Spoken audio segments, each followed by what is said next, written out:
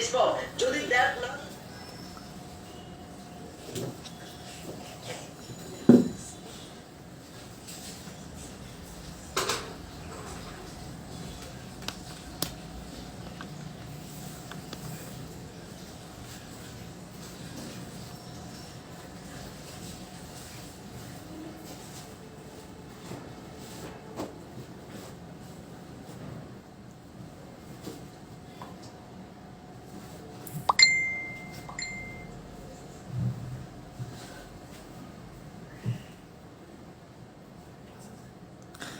আসসালামু আলাইকুম, আশা করি সবাই ভালো আছেন।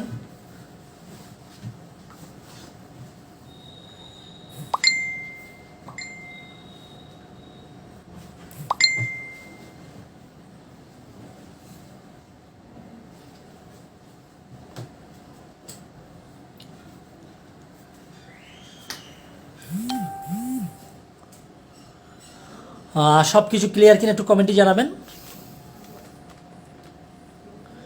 অলরেডি অনেকেই জয়েন করেছেন, অনেকেই দেখতে পাচ্ছি। অনেকদিন পরেই দেখা হচ্ছে আপনাদের সাথে। অলরেডি অনেকেই জয়েন করেছেন, সব কিছু ক্লিয়ার কিনা কমেন্টে জানাবেন। জান্নাতুন মিম জয়েন করেছে, সাদিয়া সুমি জয়েন করেছে, নিশাত তাসমিন জয়েন করেছে, আরও অনেকেই জয়েন করেছেন।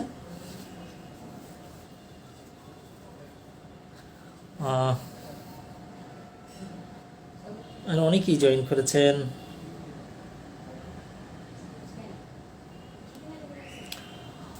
ইফাত জিহান জয়েন করেছে। সবকিছু কি ক্লিয়ার আছে কিনা একটু কমেন্টে জানাবেন। আসসালামু আলাইকুম ভাই। এমডি মাসুম আহমেদ, ওয়ালাইকুম আসসালাম ভাই, কেমন আছেন? এমডি মাসুম আহমেদ কাছ থেকে রবি জয়েন করেছে, আর অনেকেই দেখতে পাচ্ছি। তো যাই হোক, আমরা ক্লাসটা শুরু করি। দীর্ঘদিন পরে আপনাদের সাথে দেখা হচ্ছে, বহুদিন পর দেখা। কেমন আছেন? আলহামদুলিল্লাহ ভালো আছি, আশা করি আপনারা সবাই ভালো আছেন এবং সুস্থ আছেন। শুধু ভালো নয়, অনেক বেশি ভালো আছি, অনেক বেশি ভালো আছি আলহামদুলিল্লাহ। তো যাই হোক, আমরা দীর্ঘদিন পরে আপনাদের সাথে দেখা হচ্ছে। আবার অনেকেই জয়েন করেছেন। ডিম্পল প্রিয়াঙ্কা বলছেন ক্লিয়ার, জান্নাতুল লাইলা বলছেন ক্লিয়ার। তো যাই হোক, সবকিছু যখন ক্লিয়ার, আমরা ক্লাসটা শুরু করে দিতে পারি। সিআরপিসিতে আমরা অনেকগুলো বিষয় নিয়ে পড়াশোনা করেছি। আপনাদেরকে রিটার্নের মধ্যে আমি যে বিষয়গুলোতে বারবার ফোকাস করেছি, সেই বিষয়গুলো হচ্ছে আপনার হচ্ছে সেকশন 54 এবং 167, আপিল, রিভিশন, বেল 496, 497, 498, এই জায়গাটা পরীক্ষার জন্য অনেক ইম্পর্টেন্ট। সেকশন 144, 145, এই জায়গা থেকে পরীক্ষায় প্রশ্ন আপনারা সবাই পাবেন। এবং এর বাইরে গিয়ে আর অনেকগুলো বিষয় নিয়ে আলোচনা করেছি। সিআরপিসির আপনার হচ্ছে চার্জের যে বিষয়টা আছে, সেই জায়গাটা তো আমরা আলোচনা করেছি। এবং এর বাইরে আপনার জামিনের ক্ষেত্রে গিয়ে আমরা অনেকগুলো কেস লওয়ার কথা পড়েছি, যেখানে professor Murshed Mahmud Khan versus the state মামলা সহ আরও কয়েকটা মামলা নিয়ে আমরা আলোচনা করেছি। তো যাই হোক, আমি আশা করবো আপনারা সবগুলো বিষয় আরেকটু ভালো করে দেখে নেবেন, এবং সামনে যদি কোনো কিছু থেকে যায় তাহলে সাপ্লিমেন্টারি ক্লাসের মাধ্যমে সেই সবগুলো বিষয়গুলো আমি আরেকটু এজি ওয়েতে আলোচনা করবো ইনশাল্লাহ। তো আজকেই বলতে গেলে সিআরপিসির শেষ ক্লাস, এবং যদি কোনো কিছু মাইনর কোনো কিছু বিষয় থেকে থাকে তাহলে আগামীতে আমরা সাপ্লিমেন্টারি ক্লাসের মাধ্যমে সেগুলো আমরা কভার করবো। তো অলরেডি আমার সাথে অনেকেই জয়েন করেছেন। ইফাত জিহান বলছেন কেমন আছেন ভাই? ভালো আছে আলহামদুলিল্লাহ। শারমিন রূপা জয়েন করেছে, জান্নাতুল ফেরদৌস জয়েন করেছে, শারমিন সুলতানা জয়েন করেছে, নীলুফার ইয়াসমিনকে দেখতে পাচ্ছি, আর অনেকে আপনারা জয়েন করেছেন। Samina Sultana is watching now. Okay, তো যাই হোক, আমরা ক্লাসটা শুরু করে দিই। বোর্ডে একটা মামলা দেখতে পাচ্ছেন, 70 ডিএলআর 2018 সালের মামলা। 70 ডিএলআর 513 70 ডিএলআর এর 513 নম্বর একটি মামলা আপনারা হয়তো দেখতে পাচ্ছেন। এটা হচ্ছে হাইকোর্ট ডিভিশনের একটা সিদ্ধান্ত। একটা বিষয় মাথায় রাখবেন, যদি এখানে অ্যাপিলেট ডিভিশন যদি লেখা যদি না থাকে তাহলে ধরে নেবেন এটা হচ্ছে হাইকোর্ট ডিভিশনের মামলা। ওকে, তাহলে আমরা ক্লাসটা শুরু করে দিই। আসসালামু আলাইকুম ভাইয়া। ক্লাস শেষে আপনারা যদি গুরুত্বপূর্ণ টপিকগুলো লিখে দিতেন তাহলে খুব উপকৃত হতেন। আচ্ছা, ঠিক আছে। ওকে, এবারে আমরা প্রবলেমগুলো একটু সলভ করে দেখি কি কি প্রবলেম আমাদের জন্য আছে আজকে। আমরা প্রিভিয়াস এর যে প্রবলেমগুলো আসে সেগুলো একটু স্টাডিগুলো আমরা বুঝে যাব কি কি ধরনের প্রবলেম আমাদের পরীক্ষায় আসতে পারে। ঠিক আছে, একটা প্রশ্ন পরীক্ষায় প্রিভিয়াসের একটা প্রশ্ন যদি দেখি, সেখানে বলা হচ্ছে police submitted investigation report against W এবং H for commission of offence triable by court of session. ঠিক আছে, prosecution applied for further investigation of the case during trial in the court of session contending that formal investigation was not conducted rightly. Okay, discuss the probable decision on application starting relevant provision of law. একটা প্রশ্ন করা হয়েছে, সেটা হচ্ছে police একটা মামলায় আপনার হচ্ছে কি করেছে, ইনভেস্টিগেশন করেছে।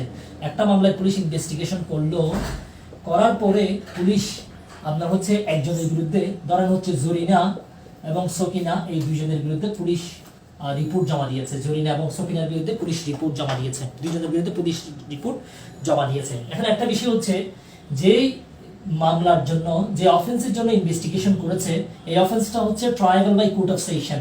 এটা বিচার, এটা ট্রায়াল কোর্টে আপনার হচ্ছে বিচার হচ্ছে। এই মামলাটার বিচার হওয়ার আগেই তো দিয়েছে, ঠিক আছে। তবে অফেন্সটা হচ্ছে trial by court of session. Court of সেশনের দ্বারা এটা বিচারযোগ্য। Court of session, okay, court of সেশনের দ্বারা এটা বিচারযোগ্য।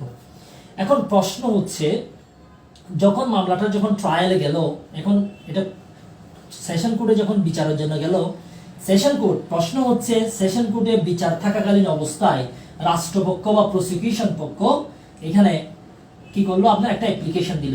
তারা অ্যাপ্লিকেশন দিয়েছে যে কি, তাদের বক্তব্য হচ্ছে আগে যে ইনভেস্টিগেশনটা পুলিশ যেটা করেছে, ইনভেস্টিগেশন যেটা করেছে, করার পরে 173 তে যে রিপোর্টটা তারা দিয়েছে, প্রসিকিউশন পক্ষের বক্তব্য হচ্ছে পুলিশ সেটা রাইটলি করেনি, আমরা কোর্টের কাছে ফার্দার ইনভেস্টিগেশন চাই। ফার্দার ইনভেস্টিগেশন চাই। প্রশ্ন হচ্ছে এরকম, ডিউরিং ট্রায়ালে ফার্দার ইনভেস্টিগেশন তারা চাইতে পারে কিনা, এটাই হচ্ছে এই প্রশ্ন, ঠিক আছে। কোনো ধরনের আপনার কোনো প্রভিশন আছে কিনা, স্পেসিফিক প্রভিশন আছে কিনা, এটা জিজ্ঞেস করেছে, ঠিক আছে। তাহলে প্রথম আমি প্রশ্নটা আবার বলে দিই। পুলিশ একটা মামলায়, একটা অফেন্সে, যে অফেন্সটা হচ্ছে trial by court of session, police investigation করলো, করার পরে জরিনা এবং সফিনার বিরুদ্ধে তারা রিপোর্ট জমা দিল। মামলাটা বিচারের জন্য কোর্ট অফ সেশনে গেল। এখন কোর্ট অফ সেশনের রাষ্ট্রপক্ষ একটা আপনার হচ্ছে অ্যাপ্লিকেশন দিয়েছে, তারা ফার্দার ইনভেস্টিগেশন চায়। এখন প্রশ্ন হচ্ছে, প্রসিকিউশন পক্ষ বা রাষ্ট্রপক্ষ যে ফার্দার ইনভেস্টিগেশন চাচ্ছে, এখন আপনার হচ্ছে এটা ডিউরিং ট্রায়ালে এটা এই অ্যাপ্লিকেশনটা গ্রান্ট করবে কি না, ঠিক আছে। পুলিশ ডিউরিং ট্রায়াল ইনভেস্টিগেশন করতে পারবে কিনা, এটা একটা প্রশ্ন, ওকে। এবার তাহলে আমরা প্রশ্নটার আনসার দিই। প্রথমত বিষয়, আমরা যদি সেকশন 173 যদি দেখি, 173(3)(b) একটা সাবসেকশন আছে। এই সাবসেকশন যদি দেখি আমরা, সেখানে আমরা দেখব আফটার আপনার হচ্ছে ফাইলিং ইনভেস্টিগেশন রিপোর্ট, পুলিশ যদি কোনো ফার্দার যদি কোনো এভিডেন্স পায়, তাহলে সেক্ষেত্রে পুলিশ ফার্দার ইনভেস্টিগেশন যদি করে, ইনভেস্টিগেশন করতে গিয়ে পুলিশ যদি ফার্দার যদি কোনো এভিডেন্স পায়, সেক্ষেত্রে পুলিশ ফার্দার রিপোর্ট জমা দিতে কোনো বাধা নেই, পুলিশ অলওয়েজ দিতে পারবে, ঠিক আছে। তাহলে 173(3)(b) পরীক্ষায় যারা বাংলা লিখবেন তারা অবশ্যই 3(b) লিখবেন, ঠিক আছে। তারা ভুলো 3(খ) লিখবেন না, 3(খ) লিখলে কাটা, ঠিক আছে। যদি পরীক্ষায় বাংলা যারা লিখবেন, তারা যদি লিখতে চান 173, তাহলে আপনার হচ্ছে 3(b) এভাবে লিখবেন, ঠিক আছে, 3(খ) লিখবেন না। বলা হচ্ছে তাহলে পুলিশ সেই ক্ষেত্রে 173(3)(b) বলা হচ্ছে পুলিশ ফার্দার রিপোর্ট জমা দিতে পারবে যদি সে ফার্দার ইনভেস্টিগেশনে গিয়ে ফার্দার যদি কোনো এভিডেন্স পায়। গেল হচ্ছে ফার্দার ইনভেস্টিগেশনে গিয়ে যদি কোনো ফার্দার এভিডেন্স যদি সে পায়, তাহলে সেই ফার্দার রিপোর্ট জমা দিতে পারবে, ঠিক আছে। তাহলে এক্ষেত্রে পুলিশ তদন্ত করতে পারবে। কোর্ট যদি অ্যাপ্লিকেশন যদি গ্রান্ট করে, সেক্ষেত্রে পুলিশ তদন্ত করে রিপোর্ট জমা দিতে পারবে। একটা মামলা আসছে, মামলাটা তো হচ্ছে doctor Akhtaruzzaman versus state, 70 DLR এর মামলা, 70 DLR 513 নম্বর পেজ। পরীক্ষার হলে আপনার হচ্ছে যারা মামলা লিখেন, এখানে নাম লিখলে কাজ হবে না, আপনাকে ডিএলআর বা বিএলডি বিএলসি রেফারেন্স লিখতে হবে, ঠিক আছে। এটা হচ্ছে 70 DLR, যাদের ডিএলআর আছে তারা দেখে নিতে পারেন। 70 DLR, এটা 2018 সালের মামলা, পেজ নাম্বার হচ্ছে 513। এই 513 নম্বর পেজে এই সিদ্ধান্তটা পাবেন, যেখানে বলা হচ্ছে from its perusal our understanding is that after submission of police report at any point before pronouncement of judgment the same further investigation be carried out by police। তাহলে জাজমেন্ট দেওয়ার আগ পর্যন্ত পুলিশ ফার্দার ইনভেস্টিগেশন যতবার চায় ততবার জমা দিতে পারবে। বিফোর প্রনাউন্সমেন্ট অফ জাজমেন্ট দেওয়ার আগে পুলিশ তাহলে ফার্দার ইনভেস্টিগেশন ফার্দার রিপোর্ট জমা দিতে পারবে। একটা প্রবলেম গেল। একেবারে পরীক্ষায় যে প্রবলেমগুলো আসবে, সেই প্রবলেমগুলো যখন আনসার করবেন, এখানে একটা বিষয় মাথায় রাখতে হবে, আপনাকে টু দ্য পয়েন্ট আনসার করতে হবে এবং একই সাথে সেকশন রিলিভেন্ট সেকশনগুলো বলতে হবে। রিলিভেন্ট সেকশন না দিয়ে মনের মাধ্যমে মিশিয়ে যদি লিখেন, সেই ক্ষেত্রে নাম্বার না ওঠার সম্ভাবনা বেশি। আমরা আরেকটা প্রবলেম দেখি, যে প্রবলেমটাও পরীক্ষা আসছে, সেটা হচ্ছে আচ্ছা একটা প্রবলেম আসছে, mister Rahim, officer in charge of A police station, receive information that Z has committed suicide. How shall the police officer deal with the case? When does the police officer require postmortem report of deceased? ঠিক আছে। এখন একটা সংবাদ আসছে যে কি একজনে আপনার কি করলো, ওই একজনে এই সুইসাইড করেছে, তাহলে সেক্ষেত্রে ওনার প্রসিডিংটা কি? প্রথমত একটা বিষয় বলে দিই, সেটা হচ্ছে আমরা একটা মামলা ফাইল করতে পারি 154-এ, আমরা একটা মামলা জিআর মামলা ফাইল করতে পারি, যেটাকে আমরা এফআইআর মামলা বলি, জিআর মামলাও বলি। ঠিক আছে, যেহেতু জেনারেল রেজিস্টার ডায়েরিতে এটা কোর্টে অন্তর্ভুক্ত থাকে, এই জন্য এটাকে বলা হয় জিআর কেস। এটা এফআইআর দিয়ে শুরু হয়, এই জন্য বলা হয় এটাকে এফআইআর কেস। এটা পুলিশ স্টার্ট করে, এই জন্য এটাকে বলা হয় পুলিশ কেস। আমরা 154 একটা মামলা স্টার্ট করতে পারি। সেম ভাবে আমরা 155 একটা মামলা স্টার্ট করতে পারি, যেটাকে বলা হয় নন জিআর কেস, যেটা জিডির মাধ্যমে স্টার্ট হয়। এর বাইরে আমরা সেকশন 200 এ গিয়ে আমরা কমপ্লেন্টের মাধ্যমে একটা মামলা স্টার্ট করতে পারি।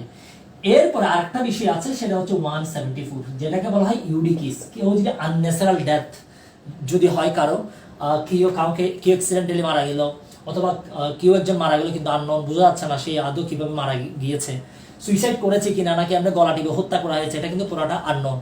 এই ধরনের কেউ যদি মারা যায়, বলা হচ্ছে একজন পুলিশ অফিসার উনি একটা সংবাদ পেয়েছে, আপনার হচ্ছে একজন কি করেছে, সুইসাইড করেছে, এই ধরনের যদি সংবাদ যদি উনি যদি পায়, সেক্ষেত্রে উনি কি করবে? ঠিক আছে, প্রথমত হচ্ছে সেক্ষেত্রে উনি নিয়ারেস্ট এক্সিকিউটিভ ম্যাজিস্ট্রেটকে বিষয়টা ইনফর্ম করবে। ঠিক আছে, প্রথমত এখানে একটা ফর্ম আছে, ঠিক আছে, ফর্মটাও ওনারা ফিল আপ করে, এটার একটা আলাদা একটা প্রসিডিং আছে। এটা এখানে আমি একটু রিলিভেন্ট যেহেতু আছে সেই জন্য বলে দিই। এই 174 এর মামলাটা ফাইল হওয়ার পরে দেন এরপরে তদন্ত করে দেখে এটা আদৌ সুইসাইড কিনা। ঠিক আছে, যদি সুইসাইড হয় তাহলে বিষয়টা এখানে থাকবে। ঠিক আছে, এখানে এটা ডিসমিস হয় লাস্টে গিয়ে। কিন্তু যদি সুইসাইড না হয়, সেই ক্ষেত্রে এটা মামলাটা আপনার প্যানাল কোডের 304 অথবা 302 ধারায় মামলাটা কনভার্ট হয়ে যায়। ঠিক আছে, তখন এটা এফআইআর এর মাধ্যমে মামলাটা শুরু হয়ে যায়, তখন এটা 154 এ এসে এই জায়গা থেকে মামলাটা স্টার্ট হয়ে যায়। ঠিক আছে, তদন্তের পরে দেখা যাচ্ছে এটা 304, ঠিক আছে, 304 অথবা 302 এটা মার্ডার করা হয়েছে, এটা ক্লিন মার্ডার, সুইসাইড নয়, সেক্ষেত্রে কিন্তু প্রসিডিংটা ভিন্ন রকম। এখন এখানে ডিরেক্টলি বলা হচ্ছে আপনার কোথায় প্রবলেমে বলে দিয়েছে এখানে করেছে হচ্ছে আপনার সুইসাইড, তাহলে সেই ক্ষেত্রে 174 এ পুলিশ যে কাজটা করবে, প্রথমত যিনি নিয়ারেস্ট এক্সিকিউটিভ ম্যাজিস্ট্রেট যিনি আছেন, এক্সিকিউটিভ ম্যাজিস্ট্রেটকে বিষয়টা উনি ইনফর্ম করবেন।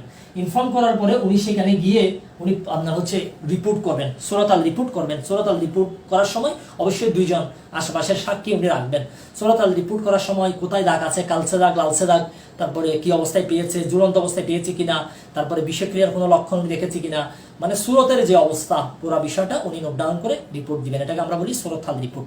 এখন সুরতাল রিপোর্ট দেওয়ার পরও দেখা যাচ্ছে আসলে এখানে মৃত্যুর কারণটা কি করা যাচ্ছে না, নির্ণয় করা যাচ্ছে না, এই ক্ষেত্রে অবশ্যই পোস্টমর্টেম করানো হয়। ঠিক আছে, ইনকোয়েস্ট রিপোর্ট আমরা যেটাকে বলি পোস্টমর্টেম রিপোর্টের জন্য পাঠানো হয়। ওকে, তাহলে এই বিষয়টা আমরা ইজিলি পারবেন। এরপরে আমরা আরেকটু সামনে যাই, আরো কয়েকটা বিষয় আমরা দেখি। ইউডি কি জুডিশিয়াল ম্যাজিস্ট্রেটকে ইনফর্ম করবে নাকি ইউডি মানে কি ইউডি আপনি ইউডির পুনরূপটা বলেন, ইউডি কি জুডিশিয়াল ম্যাজিস্ট্রেটকে ইনফর্ম করবে নাকি এক্সিকিউটিভ ম্যাজিস্ট্রেট? জুডিশিয়াল ম্যাজিস্ট্রেটকে ইনফর্ম করা হবে যখন এটা আপনার হচ্ছে জুডিশিয়াল ম্যাজিস্ট্রেট না, এটা এক্সিকিউটিভ ম্যাজিস্ট্রেটকে ইনফর্ম করা হয়। পার্শ্ববর্তী যিনি এক্সিকিউটিভ ম্যাজিস্ট্রেট আছেন ওনাকে ইনফর্ম করা হয়। ওখানে যিনি দায়িত্বপ্রাপ্ত এক্সিকিউটিভ ম্যাজিস্ট্রেট আছেন ওনাকে এই বিষয়ে ইনফর্ম করা হয়। কোর্ট অফ সেশন আর জুডিশিয়াল মেট্রোপলিটন কোর্টের কাজ কি, এদের ভেরিয়েশন রাখা হয়েছে কেন? আচ্ছা, সেকশন 174 আনন্যাচারাল ডেথ কেস আর পুলিশ তো inquiry and report to suicide. Okay, unnatural death, হ্যাঁ, আনন্যাচারাল ডেথের ক্ষেত্রে এক্সিকিউটিভ ম্যাজিস্ট্রেটকে দেওয়া হয়। ঠিক আছে, এক্সিকিউটিভ ম্যাজিস্ট্রেটকে ইনফর্ম করা হয়, রিপোর্টটা কিন্তু কোর্টকে দিবে। ঠিক আছে, রিপোর্ট দিবে কোর্টকে, জুডিশিয়াল ম্যাজিস্ট্রেট ওই সংশ্লিষ্ট যিনি যেটা আমলি আদালত আছে ওই কোর্টেই আপনার হচ্ছে রিপোর্টটা জমা দিবে। প্রত্যেকটা থানার জন্য একটা আমলি আদালত আছে, ওইখানে জমা দিবে। আমরা একটা প্রবলেমে চলে যাই, মোস্ট ইম্পর্টেন্ট প্রবলেম, সেটা হচ্ছে পুলিশ জরিনাকে আটক করার জন্য ট্রাই করছে, একটা মার্ডার কেস তদন্ত চলমান অবস্থায় জরিনাকে আটক করার জন্য পুলিশ ট্রাই করছে। আচ্ছা, আমি একটু ফ্যাক্টটা লিখে দিই আপনাদেরকে। এখন পুলিশ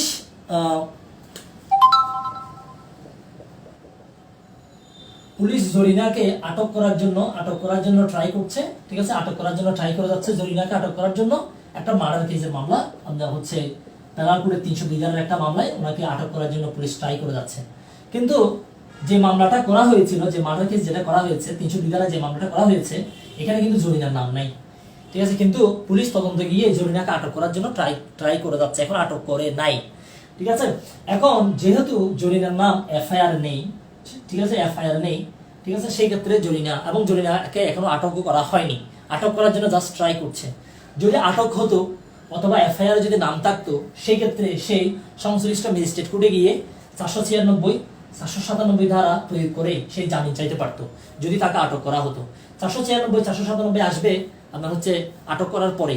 ঠিক আছে, এখনো তো কিন্তু তাকে আটক করা হয়নি, আটক করতে পারে। এখনো আটক করা হয়নি, আটক করতে পারে। আচ্ছা, এখন এই ক্ষেত্রে সে কি করতে পারে তাকে আমরা একটু পরামর্শ দিই। ঠিক আছে, বলা হচ্ছে police tries to arrest Zarina during investigation of a murder case despite he was unnamed in the FIR. In which court can Zorina apply for bail? Show your arguments supporting the bail petition. ঠিক আছে, bail petition. Bail petition. Okay, আচ্ছা, এখন যেহেতু তার নাম আপনার বিষয়টা বলে দিয়েছে, যেহেতু তার নাম আপনার কোথায় নেই, এফআইআর এজাহারে তার নাম নেই, সেই ক্ষেত্রে তাহলে তাকে যে কাজটা করতে হবে, তাকে অ্যান্টিসিপিটরি বেলের জন্য আবেদন করতে হবে সিআরপিসি 498 ধারায়। অ্যান্টিসিপিটরি বেলের জন্য তাকে আবেদন করতে হবে 498 ধারায়। এখন এই আবেদনটা করার সময় অবশ্যই তাকে এখানে কিছু আর্গুমেন্ট দিতে হবে, তার কিছু অবশ্যই আর্গুমেন্ট থাকবে, তার কিছু বক্তব্য এখানে থাকবে। আমরা একটু অনেকেই কমেন্ট করেছেন, অনেকগুলো কমেন্ট দেখতে পাচ্ছি। এখানে তার কিছু বক্তব্য থাকবে, তার বক্তব্য থাকতে পারে এফআইআর তার নাম নেই, তারপরে হচ্ছে তাকে অ্যারেস্ট করার সম্ভাবনা আছে, আর ম্যাজিস্ট্রেট কোর্টে যদি যায় সে জামিন নাও পেতে পারে, আর তাকে যদি অ্যারেস্ট করা হয় যেহেতু তার নাম নেই, তিনি একজন সম্মানিত ব্যক্তি, উনি হ্যারাসমেন্টের শিকার হতে পারে, এই ধরনের বিষয়গুলো আপনি ওখানে দেখাবেন বেল পিটিশনের মধ্যে। ঠিক আছে, তবে পরীক্ষার খাতার মধ্যে যে বিষয়টা স্পেসিফিক উল্লেখ করে দিতে হবে সেটা হচ্ছে 498 ধারাটা স্পেসিফিক্যালি উল্লেখ করে দিতে হবে। ওকে, এবার আমরা আরেকটা প্রবলেম দেখি, যে প্রবলেমটাও পরীক্ষায় আসার সম্ভাবনা অনেক বেশি। ঠিক আছে, সেই বিষয়টা হচ্ছে মোস্ট ইম্পর্টেন্ট বিষয়। আচ্ছা, এরকম প্রবলেম একটা না, মানে পরীক্ষা কয়েকটা প্রশ্ন আসছে, আপনারা একটু টেকনিক্যাল উত্তর দিবেন। ঠিক আছে, প্রশ্নগুলো এখন একটা মামলা করা হয়েছে আপনার হচ্ছে কালা জাহাঙ্গীরের বিরুদ্ধে একটা মামলা করা হয়েছে, কালা জাহাঙ্গীরের বিরুদ্ধে একটা মামলা করা হয়েছে। কালা জাহাঙ্গীরের বিরুদ্ধে যে মামলাটা করা হয়েছে সেটা হচ্ছে আপনার 326 ধারার মামলা। 326 ধারার মামলা, এখানে 326 ছিল, তারপরে হচ্ছে 323, তারপরে হচ্ছে 307, যদিও 307 এবং 326 একসাথে চলে না। ঠিক আছে, এই বিষয় নিয়ে অনেক আছে, এগুলো এটা নিয়ে আমরা ডিটেলসে না যাই, এদিকে আমরা প্রবলেমটাতে থাকি। কালা জাহাঙ্গীরের বিরুদ্ধে মামলা করা হয়েছে 326 ধারায় এবং 307 ধারায় মামলা করা হয়েছে। 323 ধারাও এখানে দেয়া আছে, 325 ধারাও দেখলাম যে এখানে দিয়ে আছে, অনেকগুলো ধারা দিয়ে আছে। তো আমরা সবাই জানি 323 ধারা হচ্ছে আপনার হচ্ছে সিম্পল হার্ট করা, কাউকে যদি আপনি সিম্পল হার্ট করেন 323 ধারা দেওয়া হয়, আর যদি অস্ত্র শস্ত্র দিয়ে যদি সিম্পল হার্ট করেন সেই ক্ষেত্রে 324 ধারা দেওয়া হয়। ঠিক আছে, কাউকে যদি গ্রিভিয়াস হার্ট করেন আপনার হচ্ছে ব্লান্ট ওয়েপন দিয়ে, বুত অস্ত্র দিয়ে বা হাত দিয়ে যদি আপনি কারো যদি চোখ উবড়াই ফেলেন, দাঁত তুলে ফেলেন, সেই ক্ষেত্রে 325 ধারা দেওয়া হয়। ওকে, এখন যদি শার্প কাটিং ওয়েপন দিয়ে যদি গ্রিভিয়াস হার্ট করা হয়, গ্রিভিয়াস হার্ট কখন হয় এটা আপনারা সবাই জানেন, 320 এর মধ্যে একটা লম্বা তালিকা দিয়ে আছে। 320 এর মধ্যে মোট 8টা বিষয় বলা আছে, যদিও 8টার মধ্যে 11টা বিষয় বলা আছে। ঠিক আছে, 11টা বিষয় বলা আছে। এই বিষয়গুলো যদি হয় ভলান্টারিলি যদি কেউ যদি করে তখন আমরা সেটাকে বলি গ্রিভিয়াস হার্ট। এখন কালা জাহাঙ্গীরের বিরুদ্ধে অভিযোগগুলো আনা হয়েছে, এই অভিযোগে তার বিচার হলো। বিচার শেষে আফটার ট্রায়াল বিচার শেষ হলো। এখন বিচার শেষ হওয়ার পরে আপনার তাকে কি করলো, আপনার এখানে খালাস দেওয়া হলো, তাকে খালাস দেওয়া হলো, তাকে খালাস দিয়ে দেওয়া হলো, অ্যাকুইটেল, তাকে খালাস দেওয়া হলো। এখন খালাস দেওয়ার পরে না, তাকে ধরেন এখানে খালাস দেওয়া হলো অথবা হচ্ছে তাকে শাস্তি দেওয়া হলো, যে কোনো একটা দেওয়া হলো। পরবর্তীতে দেখা গেল আপনার হচ্ছে আসামি মারা গেল। ঠিক আছে, কালা জাহাঙ্গীর মেরেছিল হচ্ছে জরিনাকে, পরবর্তীতে জরিনা মারা গেল। এখন জরিনা যদি পরবর্তীতে যদি মারা যায়, প্রশ্ন হচ্ছে কালা জাহাঙ্গীরের বিচার কিন্তু এটা তো হয়েছে, আমরা জানি যে একজনের একবার বিচার করার পরে, ঠিক আছে, ফুল ট্রায়ালে যখন একজনের বিচার আপনি করবেন তাকে কিন্তু পরবর্তীতে একই অপরাধের জন্য আর বিচার করা যায় না। এখন তার বিচার একবার হয়ে গেল, সে খালাস হলো অথবা তাকে দণ্ড দেওয়া হলো, পরবর্তীতে দেখা গেল জরিনা মারা গেল, জরিনাকে যেহেতু আঘাত করা হয়েছিল জরিনা মারা গেল। প্রশ্ন হচ্ছে জরিনার পুনরায় বিচার সম্ভব কিনা, এটা একটা প্রশ্ন। আচ্ছা, আরেকটা প্রিভিয়াস কোশ্চেন দেখলাম, যে বিষয়টা হচ্ছে একজনের বিরুদ্ধে একটা 326 ধারার একটা মামলা করা হলো। এখন মামলা করার পরে 326 ধারার মামলায় সেই খালাস পেয়ে গেল, বিচার শেষ, খালাস পেয়ে গেল। পরবর্তীতে দেখা গেল সে এখানে ডেকুতিতে যুক্ত ছিল অথবা রবারিতে যুক্ত ছিল, 392 ধারায় সে রবারিতে যুক্ত ছিল। প্রশ্ন হচ্ছে 326 ধারার মামলায় একই মামলা, একই ঘটনা, সেম ট্রানজেকশন, একই ঘটনা, সেম ট্রানজেকশনে ঘটনাটা ঘটলো। এখন 326 ধারায় মামলা করা হয়েছিল, 326 ধারায় সেই একেবারে খালাস পেয়ে গেল বিচার শেষে। প্রশ্ন হলো পরবর্তীতে দেখা গেল সেখানে গিয়ে ডাকাতি ঘটেছিল। প্রশ্ন হচ্ছে যেই ট্রানজেকশনের জন্য তাকে খালাস দেওয়া হলো, পরবর্তীতে তার বিচার করা যাবে কিনা। এই বিষয়টাতে আমরা তার বিরুদ্ধে 326 ধারা মামলা করেছিলাম, তার বিচার শেষ। এখন পরবর্তীতে আসামি মারা গেল, জরিনা মারা গেল। একই জরিনাকে সে এমনভাবে আঘাত করেছিল, আপনার হচ্ছে ধরেন হচ্ছে পেটে ছুরি ঢুকে দিয়েছিল। এখন পরবর্তীতে তার বিচার করা যাবে কিনা, ঠিক আছে, হ্যাঁ, বিচার করা যাবে কিনা এই বিষয়টা ইম্পর্টেন্ট। আচ্ছা, আমরা প্রথমত হচ্ছে এটা একটু সলভ করি, সেটা হচ্ছে হ্যাঁ পরবর্তীতে তার বিচার করা যাবে। একটা বিষয় মাথায় রাখবেন, আমরা ডক্ট্রিন অফ ডাবল জিপার্ডির কথা আমরা বলি, ঠিক আছে? এই বিষয়টা তখনই প্রযোজ্য হবে যখন হবে সেম অফেন্স। আপনি একবার 326 ধারার জন্য তার বিচার করেছেন, পরবর্তীতে 326-এর জন্য তার আর বিচার করতে পারবেন না। কিন্তু পরবর্তীতে যদি একই বিষয় থেকে কনসিকুয়েন্স যদি ভিন্ন হয়ে যায়, আগে সে গ্রিভিয়াস হার্ট হয়েছিল, এখন বিচার শেষ হওয়ার পরে দেখা গেল একদিন সে মারা গেল, একই ঘটনা থেকে সে মারা গেল, এমনভাবে আপনি খুব দিয়েছিলেন, দীর্ঘদিন মেডিকেলে থাকা অবস্থায় সে মারা গেল, তখন মামলাটা কিন্তু অবশ্যই আপনার বিরুদ্ধে 302 ধারার মামলা ফাইল হবে। ঠিক আছে, 302 ধারার মামলা ফাইল হয়ে 302 ধারায় আপনার বিরুদ্ধে বিচার করতে কোনো বাধা নাই। আর এরপর আরেকটা মামলায় কালাজাহাঙ্গীরের বিরুদ্ধে 326 ধারার মামলা করা হলো। এখন 326 ধারায় সে জামিন পেয়ে গেল, পরবর্তীতে বিচার হওয়ার পরে সে খালাস পেয়ে গেল। পরবর্তীতে দেখা গেল সে এখানে রবারি করেছে। প্রশ্ন হচ্ছে রবারির জন্য তাকে অভিযুক্ত করা যাবে কিনা? হ্যাঁ, অভিযুক্ত করা যাবে, তার বিরুদ্ধে আপনি মামলা করতে পারবেন, কোনো সমস্যা নাই। ঠিক আছে, তারপর হ্যাঁ ভাইয়া, হ্যাঁ যদি ওইখানে জরিনা মারা যায় তাহলে তার বিচার করা যাবে। ওকে, আপনারা অনেকে আনসার করেছেন। এগুলো আনসার করার সময় আপনারা অবশ্যই একটা বিষয় দিবেন, সেটা হচ্ছে যে বিষয়টা আপনারা পরীক্ষায় খাতায় যেটা দিবেন সেটা হচ্ছে 403 রেফার করবেন, সেকশন 403 এখানে রেফার করে এটা আনসার করবেন। এই বিষয়গুলো আপনারা আশা করি পারবেন। ঠিক আছে, পরীক্ষায় এর চেয়ে কঠিন প্রবলেম দিবে না, ঠিক আছে, সহজ প্রবলেমগুলো দিবে। এরপরে আমরা এই ধরনের পরীক্ষায় অনেকগুলো প্রবলেম আসছে, ঠিক আছে, একটা না, এটা একাধিক প্রবলেম আসছে এই ধরনের বিষয়ে। আচ্ছা, আরেকটা প্রবলেম আসছে, সেটা হচ্ছে আপনি একজনের বিরুদ্ধে একটা মামলা করেছেন, ঠিক আছে, প্রবলেমটা যেরকম আসছে আমি সেরকম না, যে আমি নিজের মতো একটা প্রবলেম বলি। এখন আপনি হচ্ছেন জরিনা মামলা করেছে, জরিনা একটা মামলা করেছে, জরিনার মামলায় জরিনা যে মামলাটা করেছে এখানে সে ধারা দিয়েছে 379 ধারা চুরি, ঠিক আছে, বাসগৃহে চুরি 380, তারপরে হচ্ছে এক্সটর্শন 384, তারপরে হচ্ছে এর বাইরে আমরা আরো ধারা দেখতে পাচ্ছি হচ্ছে 300 ধরেন হচ্ছে 24, এরপর আরো অনেকগুলো ধারা দিয়ে সে একটা মামলা করলো। জরিনা মামলা করেছিল হচ্ছে জব্বরের বিরুদ্ধে, জরিনা মামলা করেছিল জসিমের বিরুদ্ধে, জরিনা মামলা করেছিল কালাজাহাঙ্গীরের বিরুদ্ধে। এখন পুলিশ মামলা যখন পুলিশের হাতে আসলো, তারপরে হচ্ছে পুলিশের হাতে যখন আসলো, পুলিশ এটা ইনভেস্টিগেশন করলো, ইনভেস্টিগেশন করার পরে পুলিশ রিপোর্ট দিল। পুলিশ যে রিপোর্টটা দিয়েছে সেইখানে পুলিশ কি করলো, কালাজাহাঙ্গীরের কোনো সংশ্লিষ্টতা পায়নি, পুলিশ রিপোর্ট জমা দিয়েছে জসিমের বিরুদ্ধে, পুলিশ রিপোর্ট জমা দিয়েছে জব্বরের বিরুদ্ধে। এখন প্রশ্ন হচ্ছে, এখন জরিনা কি করতে পারে, এটা একটা প্রশ্ন। জরিনাকে পরামর্শ দিন এই রিপোর্টের। এখন রিপোর্টটা দেওয়ার পরে জরিনা অনেক কষ্ট পেল, সে হয়ে গেল এগ্রিভড। এখন আমরা সবাই জানি সেকশন 173-তে যদি পুলিশ যে রিপোর্টটা দেয়, এটা হইতে পারে চার্জশিট, হইতে পারে ফাইনাল রিপোর্ট, যে রিপোর্টটা দেয় সেই রিপোর্টে যদি এগ্রিভড হয়ে যায়, যিনি ইনফরমেন্ট মামলায় অথবা যিনি কমপ্লেনেন্ট, সে যদি এগ্রিভড হয়ে যায় তাহলে সে ফার্দার ইনভেস্টিগেশনের জন্য আবেদন করতে পারে। ঠিক আছে, তাহলে সেই ক্ষেত্রে সে নারাজি পিটিশন দিতে পারবে, এটার উপরে নারাজি পিটিশন দিতে পারবে।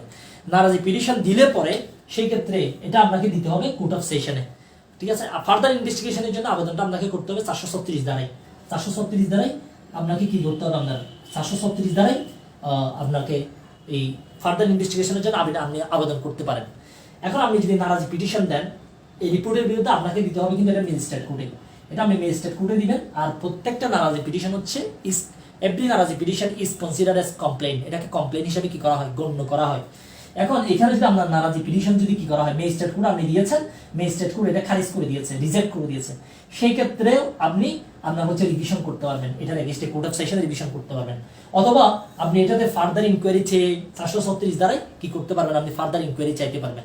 কোর্ট অফ সেশনে যদি আপনি ফার্দার ইনকোয়ারির জন্য যদি অ্যাপ্লিকেশন দেন অথবা নারাজি পিটিশন দিয়েছেন, এটা খারিজ করে দিয়েছে, তার এগেইনস্টে আপনি কি করেছেন, রিভিশন দায়ের করেছেন, সেই ক্ষেত্রে কোর্ট অফ সেশন আপনার ফার্দার ইনকোয়ারির জন্য আদেশ দিতে পারবে। ফার্দার ইনকোয়ারির জন্য আদেশ দিলে এটা সিএমএম সিজিএম এর কাছে যাবে, ওনারা নিজেও করতে পারবে, অথবা ওনাদের অধীনে যে ম্যাজিস্ট্রেট সাবঅর্ডিনেট যারা আছেন ওনাদেরকে দিয়েও উনিরা তদন্তটা করতে পারবে। ঠিক আছে, বিষয়টা এই ধরনের একটা প্রবলেম পরীক্ষায় আসলে আশা করি আপনারা ভালো করে এগুলোর উত্তর করতে পারবেন। আচ্ছা, এবারে আরেকটা প্রবলেম দেখতে পাচ্ছি, যদিও প্রবলেমটা হচ্ছে পেনাল কোডের। ঠিক আছে, পেনাল কোডের সিআরপিসির আরেকটা বিষয় বলে দিই, সেটা হচ্ছে যে জায়গা থেকে প্রশ্ন সিআরপিসিতে আসে সেই জায়গাটা একটু মার্ক করে দিই, প্রশ্ন আসতে পারে। সেটা হচ্ছে 235 ধারা, ধারা একটু লিখে রাখেন আপনারা। 235 এই সেকশন থেকে পরীক্ষায় আগামীবারে আপনারা প্রবলেম পেতে পারেন। সেকশন 235 এই ধারা থেকে প্রবলেম পেতে পারেন। একই ট্রানজেকশনে একজনে ডাকাতি করতে গেল। এখন ডাকাতি করতে গিয়ে সে ডাকাতিও করলো, রবারি করলো, 392 ধারা এসে অপরাধ করলো। এখন সেখানে গিয়ে সে মারধর করলো, আরো অনেকগুলো অফেন্স সে একসাথে করলো। এখন আমরা দেখলাম সেখানে 3-4টা অফেন্স করে ফেলছে। প্রশ্ন হচ্ছে এগুলোর অফেন্সের জন্য কি তার আলাদা আলাদা ট্রায়াল করতে হবে কিনা, ঠিক আছে? এই ধরনের একটা প্রশ্ন পরীক্ষা কিন্তু আসে। এক্ষেত্রে 235 দ্বারা রেফার করে আনসার হবে তার সে যে অপরাধগুলো করেছে সেখানে প্রত্যেকটার জন্য আপনি সেপারেটলি চার্জ ফ্রেম করবেন, ঠিক আছে? চার্জ সেপারেটলি চার্জ ফ্রেম করবেন, ঠিক আছে? চার্জ ফ্রেমের বিষয়ে আপনাদেরকে আগেও বলেছি কিভাবে চার্জ ফ্রেম করা হয়। আমি মিস্টার রহিম, আমি জুডিশিয়াল ম্যাজিস্ট্রেট, আপনি এত তারিখ এতটা বাজে এখানে এই অপরাধটা করেছেন যেটা আমার কোর্টে বিচারযোগ্য, এটা হচ্ছে একটা চার্জ। ওকে, এখন আপনি প্রত্যেকটা অপরাধের জন্য চার্জ ফ্রেম করবেন, কিন্তু এগুলোর সবগুলোর জন্য বিচার হবে একটা। আপনি একই ট্রায়ালে এগুলোর বিচার করবেন। প্রশ্ন হতে পারে একই ট্রায়ালে কেন বিচার করব? কারণ আমি যদি বিচার আলাদা আলাদাভাবে করি, তাহলে যেহেতু ট্রানজাকশন একটা, ঘটনা তো একটা, অফেন্স হয়েছে অনেকগুলো, সেক্ষেত্রে আমাকে সাক্ষীদেরকে বারবার ডাকতে হবে, একই বিষয়ে বারবার সাক্ষী নিতে হবে। এখন এই ধরনের বারবার যেন তাদেরকে ডাকতে না হয়, এই জন্য আমি একসাথে এগুলোর কি করতে পারবো, আপনার একই সাথে চার্জ করবো আলাদা আলাদা। প্রত্যেকটা ধারার অধীনে আমি আলাদা আলাদাভাবে চার্জ ফ্রেম করবো তাদের বিরুদ্ধে, তার বিরুদ্ধে যে অপরাধটি করেছে, কিন্তু আমি একই ট্রায়ালে বিচারটা কিন্তু একই ট্রায়ালে করবো। আপনারা অনেকগুলো জুডিশিয়ারিতে এখান থেকে কিন্তু পরীক্ষায় প্রশ্ন আসছে, আশা করি আপনারা এগুলো উত্তর করতে পারবেন। আরেকটা প্রবলেম আসছে, যেটা হচ্ছে ইম্পর্টেন্ট একটা প্রবলেম, এটা একটু মজার একটা প্রবলেম। সেটা হচ্ছে, আচ্ছা এখন একজনকে মিস্টার রহিমকে কি করা হলো, মিস্টার রহিমকে একটা মামলায় আটক করা হলো। ধরেন হচ্ছে তাকে 406 এর ক্রিমিনাল ব্রিচ অফ ট্রাস্টের একটা মামলায় তাকে আটক করা হলো। এবং এই আটক করার পরে সেই জেলে ছিল হচ্ছে ধরেন 4 মাস মতো জেলে ছিল, 4 মাস নয় 2 বছর জেলে ছিল, 2 ইয়ার্স জেলে ছিল। 2 ইয়ার্স জেলের পরে তাকে জামিন দেওয়া হয়, এরপরে সে জামিনে ছিল, বেল, ঠিক আছে? এখন এরপরে আরো 6-7 বছর পরে, ধরো আরো 7 বছর পরে, 7 ইয়ার্স পরে এখানে তাকে কারাদণ্ড দেওয়া হয় 3 বছর। এখানে তাকে 3 বছর কারাদণ্ড দেওয়া হয়েছে। প্রশ্ন হচ্ছে সে আর জেলে কতদিন থাকবে, তাকে থাকতে হবে, ঠিক আছে? এটা একটা ইম্পর্টেন্ট বিষয়। এটা যেহেতু এখানে আমরা লিখেছি, এখানে একটা মামলার কথা লিখে দিই, সেটা হচ্ছে 69 DLR পেজ নাম্বার 214। 69 DLR, এটা মোস্ট ইম্পর্টেন্ট মামলা, এটা আপনারা নোট ডাউন করে রাখেন। 69 DLR এপিলেট ডিভিশন একটা জাজমেন্ট, পেজ নাম্বার হচ্ছে 214 নাম্বার পেজ, ঠিক আছে? এটা হচ্ছে আতাউর মিদা ভার্সেস দা স্টেট। এই মামলাটা অনেক বেশি গুরুত্বপূর্ণ। আতাউর মিদা ভার্সেস দা স্টেট, এটা অনেক গুরুত্বপূর্ণ একটা মামলা। 69 DLR appellate division, page number হচ্ছে 214। এখন মিস্টার রহিম 2 বছর ধরে জেলে ছিলেন, এরপর উনি জামিনে গেলেন, কিন্তু বিচার হওয়ার পরে কোর্ট তাকে 7 বছর পরে বিচারের রায় দিল। রায় দেওয়ার পরে তাকে দেখা গেল 3 বছর সাজা দিয়েছে। প্রশ্ন হচ্ছে তাকে আর জেলে থাকতে হবে কতদিন? অনেকে আনসার করেছে, লিখন চৌধুরী কমেন্ট করেছে হচ্ছে 1 ইয়ার। অ্যাবসলিউটলি কারেক্ট আনসার হচ্ছে 1 ইয়ার। তাকে 1 বছরই জেল থাকতে হবে। আপনারা যদি সেকশন দেখেন, সেক্ষেত্রে হচ্ছে সেকশন 35A, সেকশন 35A দেখে দিবেন, সিআরপিসি সেকশন 35A, এই 35A দেখে দিলে আপনারা এখানে আনসারটা পেয়ে যাবেন, ঠিক আছে? তবে আপনার 69 DLR appellate division, page number 214, ঠিক আছে? এখানে এই আতাউর মিদা ভার্সেস দা স্টেট এই মামলায় বলা হচ্ছে এই যে 35 এর বিধানটা দুইটা ক্ষেত্রে প্রযোজ্য নয়। পরীক্ষা যদি আপনাকে ভাইভাতে যদি জিজ্ঞেস করে 35 এর এক্সেপশন বলে, কোন কোন ক্ষেত্রে 35 এর প্রযোজ্য নয়, এই ধরনের প্রশ্ন জিজ্ঞেস করতে পারে, ঠিক আছে? সেই ক্ষেত্রে ডিরেক্টলি আনসার হবে লাইফ ইমপ্রিজনমেন্টের ক্ষেত্রে এটা প্রযোজ্য নয়, আর একটা হচ্ছে ডেথ পেনাল্টির ক্ষেত্রে এটা প্রযোজ্য নয়, ঠিক আছে? এখানে আপনি আগে কতদিন জেলে ছিলেন এগুলো এখানে গণনা করা হবে না, কারণ লাইফ ইমপ্রিজনমেন্ট তারপর হচ্ছে ডেথ পেনাল্টি, এই দুটো ক্ষেত্রে এই বিষয়গুলো একটু মাথায় রাখবেন আর কি, ঠিক আছে? আচ্ছা, এবারে আমরা আরেকটা বিষয় একটু দেখে নিব। অলমোস্ট সবগুলো বিষয় আমরা প্রিভিয়াসলি যে প্রশ্নগুলো আসে সবগুলো বিষয় আমরা রেখেছি, সবগুলো বিষয় আমরা দেখলাম। ও আচ্ছা, পরীক্ষার হলে আপনাকে আরেকটা জিনিস বলতে পারে, সেটা হচ্ছে একটা ফ্যাক্ট দিয়ে বলতে পারে একজন জুডিশিয়াল ম্যাজিস্ট্রেট হিসেবে আপনি চার্জ ফ্রেম করুন, আপনার কোর্টে বিচার হবে এটা, ঠিক আছে? ধরেন একটা ফ্যাক্ট দিয়ে দিবে, মিস্টার রহিমকে 10 তারিখ 10টায় বহদ্দারহাট থেকে আটক করা হয়, তার বিরুদ্ধে এই ধরনের একটা অভিযোগ ছিল, ঠিক আছে? আপনি তো এফআইআর এজাহার থেকে তো বুঝে যাবেন তার বিরুদ্ধে কি কি অভিযোগ। সেখানে 2-3 জনকে মেরেছে, যেটা পেনাল কোডের অনেকগুলো ধারায় অপরাধ করেছে, 323 ধারায় সে অপরাধ করেছে, সবগুলো আপনি দেখলেন, সবকিছু লেখা আছে। এখন পরীক্ষায় দিয়েছে আপনাকে এটার উপর আপনি একটা চার্জ ফ্রেম করুন, তখন আপনাকে কিন্তু পরীক্ষাটা ফর্মাল চার্জ ফ্রেম করতে হবে, ঠিক আছে? আপনারা যদি বিজিএস রিটার্ন মাস্টার দেখেন, সেখানে আপনারা ইজিলি পেয়ে যাবেন। এখানে একটা ফ্যাক্ট দিয়েছেন, সেখানে যে আপনার চার্জটা ফ্রেম করেছে সেটা আমি পরে শোনাচ্ছি। MD I, Mohammad Luqman Hakim, Senior Judicial Magistrate, Court number 1, Feni, Feni District, Feni, hereby charge you, you, Mr. Rahim, as follows, that you know or about the সবগুলো বলে দিয়েছে ফ্যাক্টটা। তো লাস্টে এগুলোই সহজ সিম্পল বিষয়, আপনারা যদি বিজনেস টিচার মাস্টার দেখেন এখানে সবগুলো বিষয় পেয়ে যাবেন। তো মোস্ট প্রিভিয়াসলি যে প্রশ্নগুলো আসছে আমরা অলমোস্ট সবগুলো প্রশ্ন নিয়ে সলভ করার ট্রাই করেছি। তো আমি আপনাদেরকে অনুরোধ জানাবো আরও যদি কোনো প্রবলেম যদি থাকে আপনারা সবগুলো সলভ করবেন, আর যদি এর বাইরেও আরও কিছু প্রবলেম আসতে পারে, তারপরে হচ্ছে আরও কিছু টপিক নিয়ে আমাদের আলোচনা করতে হতে পারে, সেইগুলো বিষয় নিয়ে আমরা নেক্সট ইনশাল্লাহ আলোচনা করবো। এর বাইরে আজকে সিআরপিসি থেকে কোন কোন টপিকগুলো পরীক্ষার জন্য অনেক কয়েকজন কমেন্টে জানিয়েছেন কোন কোন টপিকগুলো আমরা পরীক্ষার জন্য পড়বো, সেই বিষয়গুলো যদি আপনি একটু বলে দিচ্ছেন, সেই বিষয়গুলো আমরা একটু দেখার ট্রাই করি। কোন কোন বিষয়গুলো আপনি পরীক্ষার জন্য দেখে নেবেন সেই বিষয়গুলো একটু করে বলে দিই। যদিও এর বাইরে অনেকগুলো প্রশ্ন আমাদেরকে করতে হবে। প্রথমত যে বিষয়টা আপনাকে সাজেস্ট করবো, আগে কিছু জিনিস হচ্ছে আপনাকে সিম্পলি দেখে নিতে হবে, যেমন হচ্ছে সেকশন 6 অবশ্যই দেখে নেবেন, সেকশন 10 দেখে নেবেন, 11 দেখে নেবেন, 12 দেখে নেবেন, মাস্ট দেখে নেবেন, এগুলো থেকে পরীক্ষা প্রশ্ন আসবে। 31 দেখে নেবেন, 32 দেখে নেবেন, ওকে, 29C দেখে নেবেন, 29C 33 একসাথে দেখে নেবেন, ওকে, এতটুকু গেলাম। এরপরে সেকশন 54 এর সাথে একসাথে 167 দুটো একসাথে দেখে নেবেন। এই জায়গা থেকে পরীক্ষায় যদি প্রশ্ন আসে খুব কেয়ারফুলি আনসার করবেন। ব্লাস ভার্সেস বাংলাদেশ এই মামলাটা রেফার করবেন, এটা হাইকোর্ট ডিভিশনাল জাজমেন্ট আছে, অ্যাপিলেট ডিভিশনাল জাজমেন্ট আছে, ঠিক আছে, দুটো রেফার করে এই প্রশ্নটা আনসার করবেন। এরপরে আপনারা যে বিষয়টা দেখে নেবেন সেটা হচ্ছে এফআইআর, তারপর হচ্ছে কমপ্লেন। এফআইআর এবং কমপ্লেন পড়তে গিয়ে আপনাকে অনেকগুলো সেকশন একসাথে কভার করতে হবে, ঠিক আছে। এফআইআর এবং কমপ্লেন নিয়ে দুইটার মধ্যে পার্থক্য কি, তারপর এফআইআর এভিডেন্সিয়ারি ভ্যালু কি, কমপ্লেন্টের কাজ কি, এগুলো বিষয়গুলো পড়ার সময় আপনাকে সেকশন 154 থেকে স্টার্ট করে 173 পর্যন্ত অনেকগুলো বিষয় দেখে নিতে হবে। এই জায়গাটা পড়তে গিয়ে আপনি গত জুডিশিয়ারির একটা প্রশ্ন আসছে সিআরপিসিতে আপনার পুলিশের যে ইনভেস্টিগেশন ক্ষমতাটা দেওয়া আছে এগুলো এটা আনফ্যাটার্ড কিনা, এটা ক্ষমতাটা অসীম কিনা, এটা একটা প্রশ্ন জিজ্ঞেস করা হয়েছিল, ঠিক আছে। ডিউরিং ইনভেস্টিগেশন পুলিশের ক্ষমতাটা মানে আসলে হচ্ছে আনফ্যাটার্ড, পুলিশ যা ইচ্ছা তা করতে পারে, যে কোনো ধরনের রিপোর্ট সে দিতে পারবে, এটা তার ডিসক্রিশনারি পাওয়ার, ওকে। তো এই বিষয়গুলো এখানে আপনি সেকশনগুলো রেফার করে আপনাকে আলোচনা করতে হবে। কমপ্লেনটা যখন পড়বেন সেখানে সেকশন 200 থেকে স্টার্ট করে আপনাকে সেকশন 200 এর পরে আপনার 203 পর্যন্ত এই জায়গায় যেতে হবে, ঠিক আছে।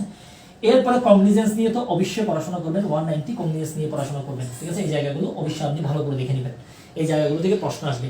এই কগনিজেন্সের আশেপাশে আরো অনেকগুলো সেকশন আছে, সেই সেকশনগুলো দেখে নিতে হবে, সামন দেখে নিতে হবে, ওয়ারেন্ট দেখে নিতে হবে, তারপরে এরপরে ওই প্রোক্লেমেশন, অ্যাটাচমেন্ট, এই বিষয়গুলো অবশ্যই আপনাকে দেখে নিতে হবে, ঠিক আছে। তারপরে আরেকটা মোস্ট ইম্পর্টেন্ট বিষয় সেটা হচ্ছে 221 থেকে 240 এই জায়গাটাতে পরীক্ষায় প্রবলেমেটিক প্রশ্ন আসবে, ঠিক আছে। এখান থেকে প্রবলেমেটিক প্রশ্ন আসবে। গত জুডিশিয়ারিতে 225 থেকে প্রবলেমেটিক প্রশ্ন করা হয়েছে, কেন জানি মনে হচ্ছে সামনের বারে 235 থেকে প্রবলেমেটিক প্রশ্ন করা হবে।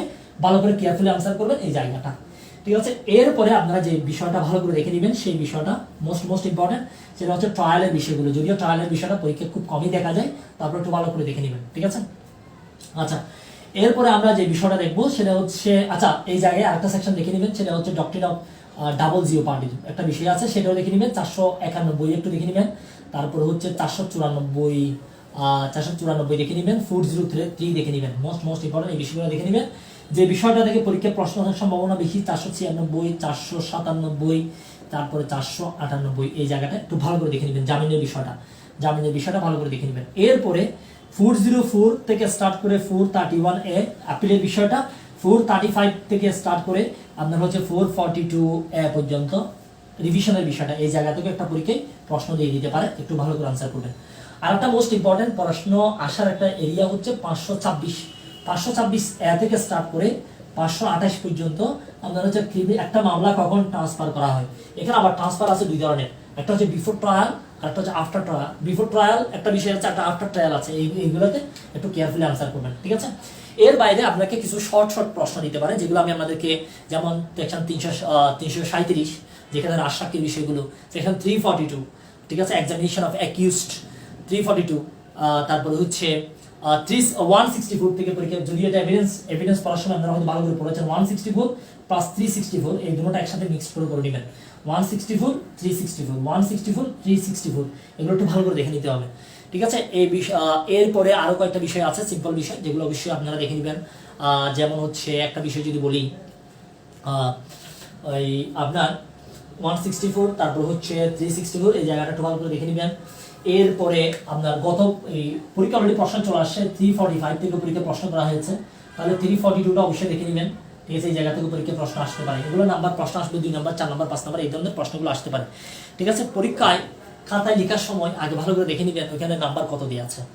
আর যেহেতু এবার একটা বিষয় বলে দিই আপনাদেরকে, যেহেতু আপনার হচ্ছে এই প্রিলিমিনারি একটু লেটে হচ্ছে, সেক্ষেত্রে রিটার্ন আপনারা অনেক বেশি কম সময় পাবেন, এই বিষয়টা একটু মাথায় রাখবেন। ঠিক আছে, তো অনেকগুলো কমেন্ট করেছেন আপনারা, অনেকেই বলেছেন হচ্ছে ভাইয়া হ্যাঁ ভাই ওখানে জরিনা মারা যায় তাহলে আবার বিচার করা যাবে তখন মার্ডার কেস। আর জুবাইর চৌধুরী কমেন্ট করেছে প্রবলেমেটিক কোয়েশ্চেন প্রিভিয়াস কোয়েশ্চেন থেকে পড়েছেন। হ্যাঁ, আমি রিটেন মাস্টার থেকে মূলত অনেকগুলো পড়েছি, তবে আমি নিজ থেকে অনেকগুলো বলেছি। সামনে যে পরীক্ষাগুলো আপনাদেরকে নিব সেখানে অনেকগুলো প্রবলেমেটিক প্রশ্ন দেওয়া মানে অনেকগুলো প্রবলেমেটিক প্রশ্ন দেওয়া থাকবে। তো যাই হোক, আজকে এই পর্যন্ত। ইনশাল্লাহ আগামী ক্লাসে আপনাদের সাথে আবারও দেখা হবে। আর গ্রুপে যে ক্লাসগুলো দেওয়া আছে দয়া করে ক্লাসগুলো খুব ভালো করে দ্রুত দেখে নেন এবং দ্রুত শেষ করে নেন, এটা আপনাদের প্রতি একটা অনুরোধ থাকবে, দ্রুত শেষ করে নেন। তো দেখা হবে বিজি, আজকে এই পর্যন্ত, আজকে এখানে শেষ করছি। আল্লাহ হাফিজ।